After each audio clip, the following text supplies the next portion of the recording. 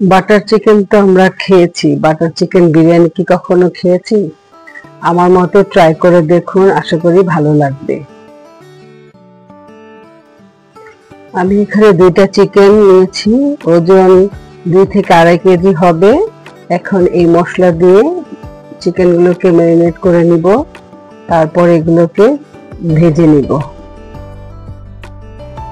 মুরগির মাংসগুলোকে আমি এখানে 15 থেকে 20 মিনিট ম্যারিনেট করে রাখবো। এর মধ্যেই আমি একটা মশলা তৈরি করে নিব চিকেনটা রান্না করার জন্য।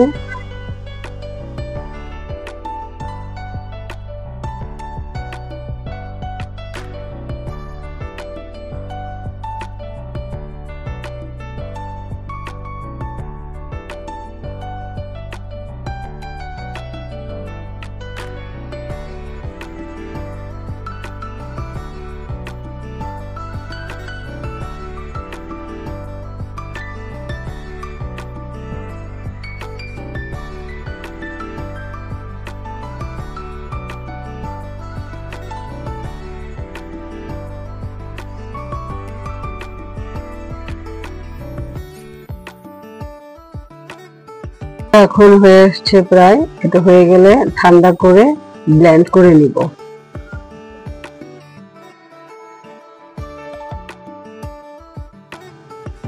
এখন চিকেনগুলোকে তেল ও বাটার দিয়ে ভেজে নিব।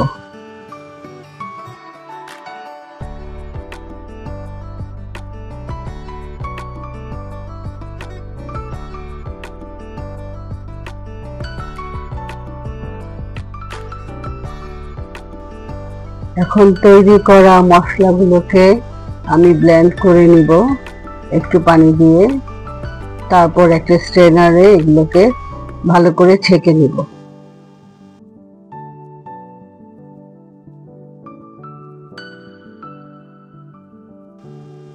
এখন হাঁড়িতে বাটার দিয়ে ব্লেন্ড করা মশলাগুলো দিয়ে দিব। ফুটে আসলে ভেজে রাখা মাংসগুলো দিব।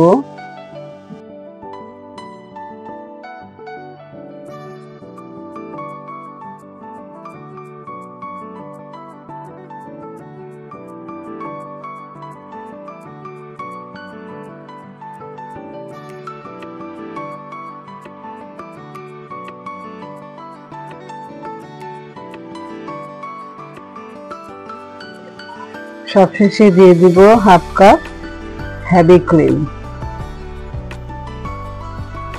মাংসটা রান্না হয়ে গেলে তারপর শুরু করব বিরিয়ানি রান্না করা। এখন রাইস তৈরি করার জন্য হাঁড়িতে দিয়ে দিব পানি। এখানে পানি আছে 1.5 লিটার। তারপর একে একে দিয়ে দিব বাকি সব ইনগ্রেডিয়েন্টস গুলো।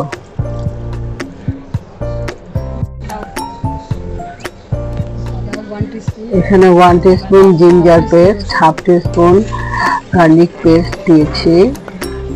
এখন পানিটা ফুটে আসলে চাল দিয়ে দিব। পানি ফুটে গেছে, এখন এখানে আমি ধুয়ে রাখা চাল দিয়ে দিব।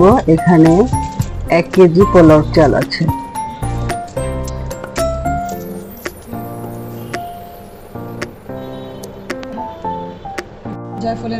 সামান্য জয়ফলের গুঁড়া দিয়েছি।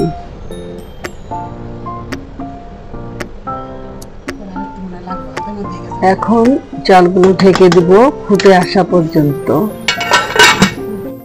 পানিটা যখন ফুটে শুকিয়ে যাবে তখন এটাকে 15 থেকে 20 মিনিটের জন্য দমে রেখে দিব। জাস্ট এটা হবে 80% কুক হবে এই পর্যন্ত।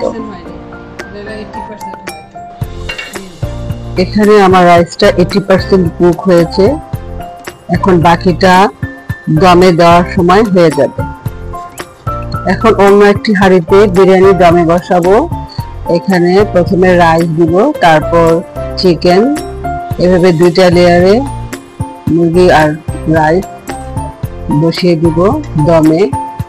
প্রথমে 10 মিনিট হাই হিটে দমে রাখবো, পরে আরো 20 মিনিট লো হিটে দমে রেখে দিব, তখন এরপরে হয়ে যাবে আমাদের বাটার চিকেন বিরিয়ানি। 30 মিনিট পর ফিরে আসবো। মাঝখানে আমি একবার এটা উল্টে দিয়েছিলাম। এখন আমাদের বিরিয়ানি হয়ে গেছে। হয়ে গেল আমার খুবই মজার বাটার চিকেন বিরিয়ানি। একবার হলেও সবাই ট্রাই করে দেখবেন, ভালো লাগবে সবার।